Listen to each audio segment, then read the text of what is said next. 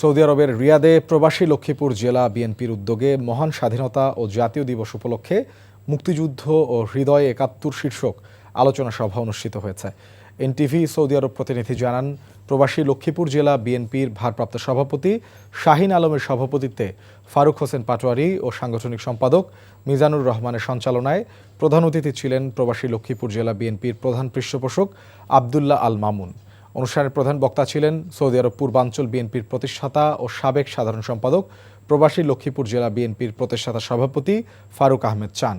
বিশেষ অতিথি ছিলেন প্রবাসী লক্ষ্মীপুর জেলা বিএনপির সিনিয়র যুগ্ম সাধারণ সম্পাদক আশরাফ উদ্দিন শাহিন।